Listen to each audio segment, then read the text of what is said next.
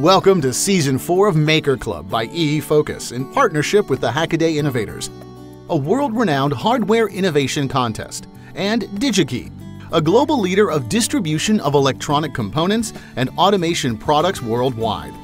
As our long-term partner, DigiKey will continue to support makers embarking on a journey of innovation, exploring the possibilities of technology, and creating a better new world together. Davide Gomba is an Italian maker and storyteller focused on IoT, Steam, and home automation. He designs experiences that connect technology and culture. Notable projects include Fablabforkids Ruralhack, and IoT collaborations with Seed Studio.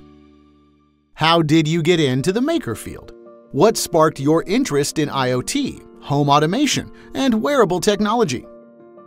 So back in the days, I was making visual projections, something called VJing. So I was more of a video maker and a digital compositor. And I was 20-ish back in the days. And I was making artsy stuff. And I was projecting in big events, disco festivals. And I ended up needing a way to control visuals in a peculiar way, customized way. A way that was designed by me rather than one of those controllers you could buy. So this is how I ended up discovering Arduino, and I ended up making my own controllers, which actually is here. I put it up in a, well, this was scavenged, and I mean, it's more than 15, 16 years, this thing. But the funny part was that I was able to put it in a VHS cassette. Most of you don't even know what a VHS cassette is, but at the time I was using them as well. This eventually brought me to attend an Arduino workshop in London and meet the Tinker London team by then. And this made me inviting Massimo and Gianluca to host a workshop of Arduino in Italy. Oddly enough, at the time, Arduino was not known in Italy, was far more popular in London.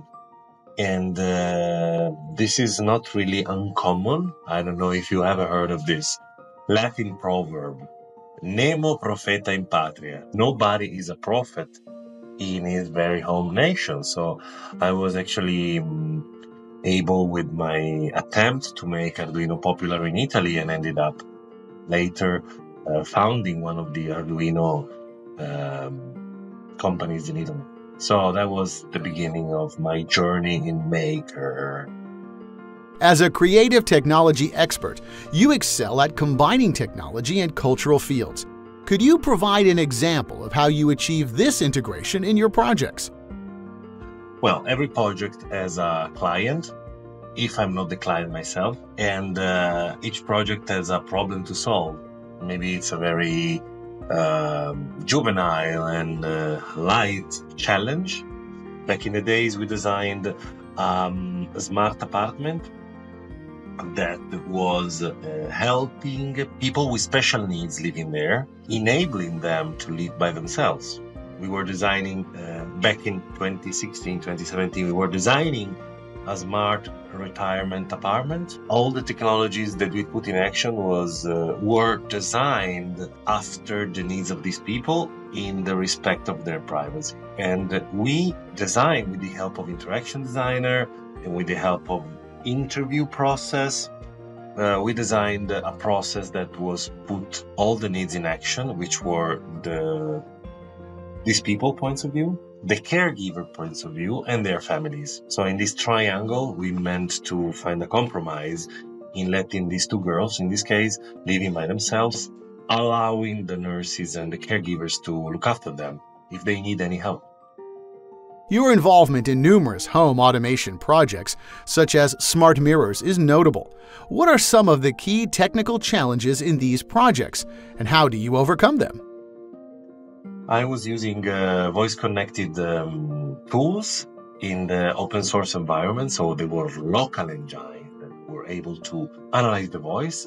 Actually, this was far before Home Assistant dedicated a whole year of their wonderful project to the voice automated home, which now works as a super cool device. At the time, they were very interesting, but not as powerful projects. The fact that most of these projects fail when they are not released open source.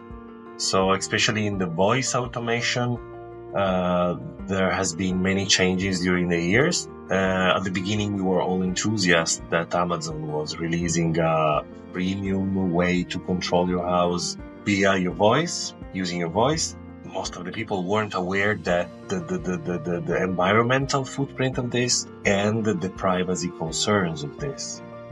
What happened was that some people, some smart people tried to develop these projects to an extent in an open source way. Some of these startups were after bought and killed, but the legacy of this project is indeed the fact that they were released open source. So the big challenges and how to overcome them is to put yourself in your user shoes and try to leverage the most his rights, obviously declining it to the fact that you have to leave after an open source project. In this way, I think Home Assistant is one of the best examples of open source projects that has to receive money, has to make money in order to survive. And so they made a company back in the days, I mean, not at the very beginning of Home Assistant, after some time, but they made a company so they were able to sell and profit from the open source they were putting on the market. This business model is not new. Arduino does it, C-Studio does it, but it was the first time we were seeing this in an home automation, very horizontal project, right? It's meant for everybody. I mean, nerdy people, but everybody. I think is less vertical, less pointy than using Arduino or Grove or build your own device. I think it's slightly higher level than building your own things. But that's my point on this question. Founding Fablabforkids, which focuses on STEAM education for K-12 students, is a significant achievement. Could you share some of your experiences and insights in education? How do you think we can better foster the next generation's innovative spirit and technical skills? I indeed founded this site and group of people that were offering STEM education 10 years ago, I mean 2012, 2013, more than 10 years ago. I did it because nobody was doing that at that time. You know, there were no kind of robotics, 3D printing, coding clubs. It was Coder Dojo was coming to Italy. Coder Dojo was giving these courses for free, which was wonderful.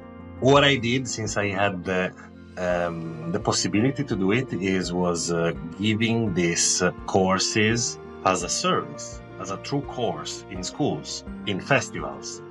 And I was able also to produce my very own maker fair in my hometown, Turin.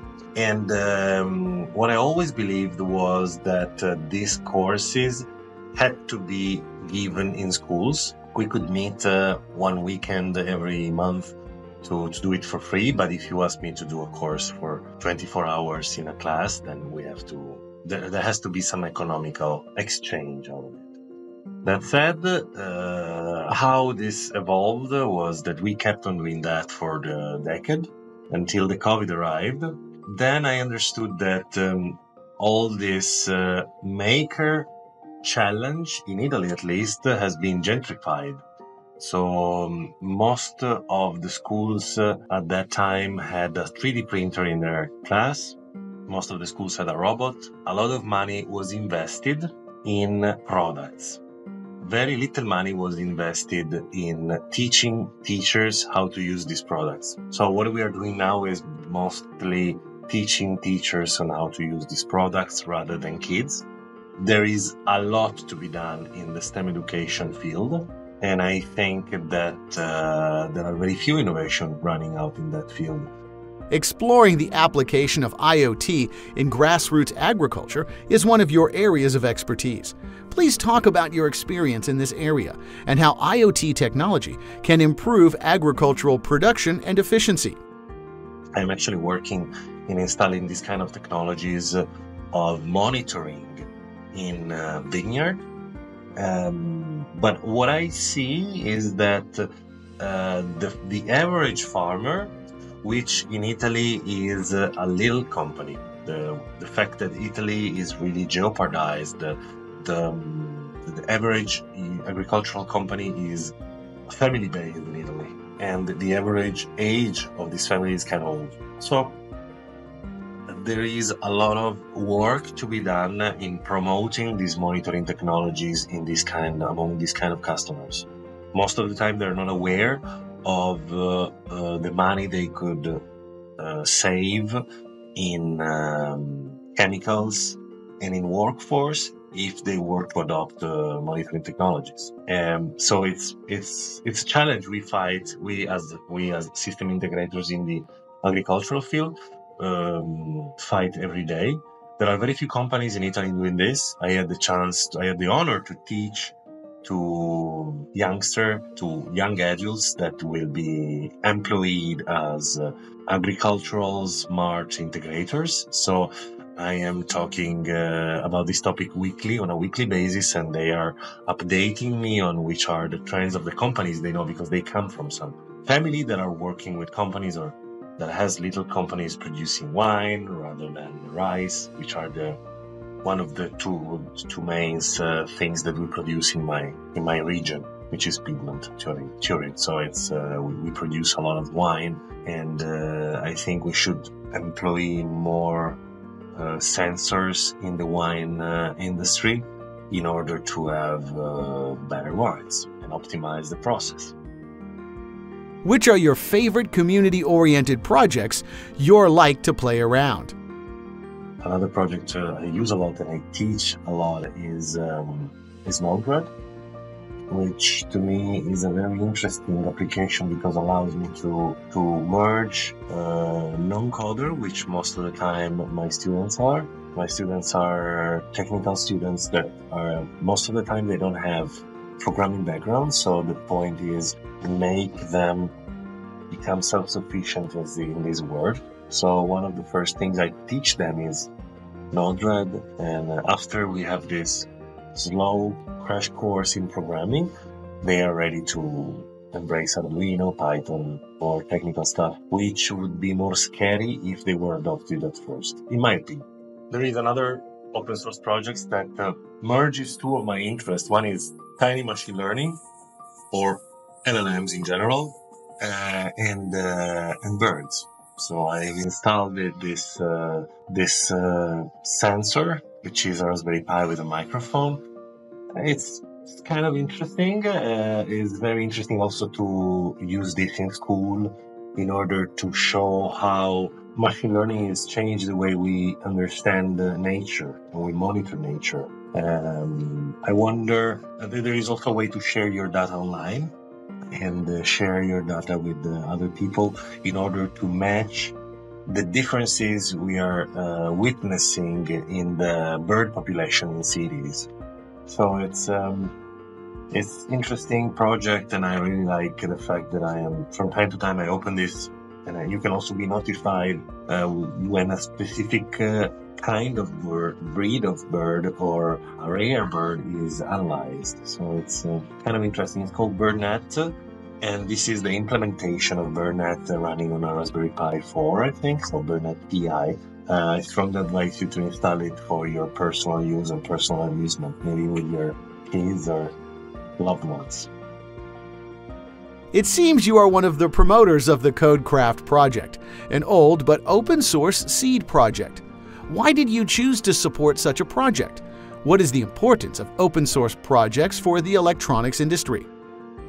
I like it because it has the possibility to graphically help a student to learn how to deal with a board. In this case, it's YO terminal. It could be other boards from seed, and you can understand how code works. Unfortunately, this project was abandoned by Sid, but it was later turned open source. I managed to work with Wenchen Hao, which is one of the developers, to add some code blocks that allow IoT. I think it's very important to have this kind of projects open source. I would rather a major interest in the K-12 projects within the open source environment. Like saying there are very few open source projects addressing K-12. One of them maybe is Auto DIY, which is this open source robot from a team in the Czech Republic, which is open source. And they were able to make also a visual programming tool to program the robot itself. What is missing is the interoperability and the community-based libraries Microbit has with the main code, which is already not open source, but is very, very powerful because, again, you are allowed to put several code and then switch to Python, or in this case to JavaScript, oddly enough, not to C++ like Arduino is based on, and being able to learn, took your first steps in coding. So as you can see, I often deal with students that don't have any knowledge, skills, previous skills in coding, and I'm willing to add some ways to make them hooked to coding. These people, most of the time, they don't come from a computer science background. So even if they're 20, 22, they don't have any previous background. So I end up using some K-12 tools to them in order to make them acquainted with this kind of work. I think main code is a wonderful tool, and I think the effort in putting and adding a layer of the possibility to program show boards with a CodeCraft tool is very tiny, very low effort. And I'm always keep on testing a new and old to program using, in this case, Autoblockly, which is the visual programming tool that is running just for the robot. I mean, maybe we need something more horizontal that allows you to program more boards. Let's see what happens. Which emerging technologies do you think will have the greatest impact on the electronics industry in the coming years? How are you leveraging these technologies in your projects? Are two trends. One obviously is the fact that boards are getting tinier and tinier. In time, these boards are becoming form factor to be integrated in your projects. It's very, very quicker than what used to be back in the days. So there is a lot of competition among actors to make these technologies available for the public to build stuff, to create new products. The other big trend is, of course, AI, artificial intelligence, and I think this artificial intelligence has to be employed and tested in a local way, locally, in order to have more control over it and make it self-sufficient. I see this in many different ways using tiny machine learning projects. And so it's very cool to check these templates that are shared among people. So I am able to create a training model that will be later shared and help others to fight diseases in other places. I'm talking here about agriculture, of course. So I think this is something I'm using in my projects. I'm trying to keep updated on what Ultralytics is doing and what C-Studio is doing in this direction, as much as other big players like Bosch and Arduino and other companies that are trying to use machine learning in order to be tiny machine learning in order to be usable from students and enthusiasts. The level, the distance between an enthusiast nowadays and a pro is getting thinner and thinner. So the jump from prototyping something to create something that can be deployed is shorter than it used to be. It's still there, but it's shorter than it used to be. And this is really exciting, isn't it? What specific support would you like to enhance your innovation journey? To meet client demands, we often need to rapidly test the new hypotheses and scenario, which requires having the necessary products and hardware readily available. Distributors like DigiKey are invaluable in supporting this process by providing timely access to a wide range of components and resources. How can innovators in engineering and technology collaborate to create a better future? Innovators can effectively address societal needs by understanding the real-world problems people face. Too often, powerful companies and innovators focus on non-existent issues. A key role for innovators is identifying genuine problems and developing solutions that make tangible difference for the target of the project. What are your personal visions or goals for the future? What changes do you hope to achieve through your work? The reason why I'm doing this job is to make technology easy and accessible to everybody. So I'm focusing on the problem, and I often try to find a solution for this problem, both in teaching and in consulting. So sometimes I'm asked to solve some issues, and I try to solve them as much as I can. So my good my good idea of the future is to become a better developer, a better creating technologies, and try to leverage my projects in order to address bigger problems. For those entering the maker field in the electronics industry, what advice or warnings can you give? Okay, first advice, be careful in which technology you invest, because I see a lot of technologies nowadays offering you very good solutions, but they also represent a software or even worse, hardware lock-in. So sometimes you end up becoming a system integrator for a very specific and vertical field, and sometimes you're unable to think out of the box because you just have those tools. You don't have all the tools possible. So this is an issue I've seen in many fields. Beware of hardware and software lock-in. That is one of the advices I would give. Another issue, this is a more of a bigger one, not just in electronics industry. Focus on the problem, not on the solution. So I think in our age, it's far more difficult to see the real problem. And most of the time we fell in love for a solution. There is no one solution, there are many solutions. And the fact that a solution evolves, changes. So don't fall too much in love for a specific solution. Try to adapt your solution to these upcoming problems, which are bigger and more difficult to be identified as they are. So my advice is refine your view out of these rules, and good luck. Since you focus on STEAM education, could you please provide some advice on how to choose an innovator supporter for kids?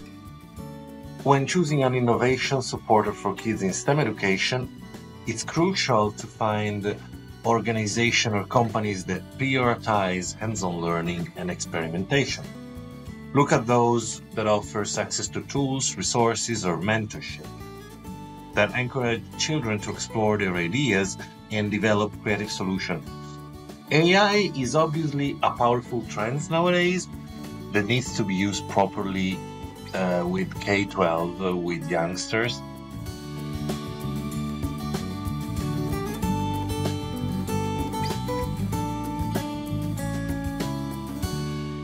DigiKey,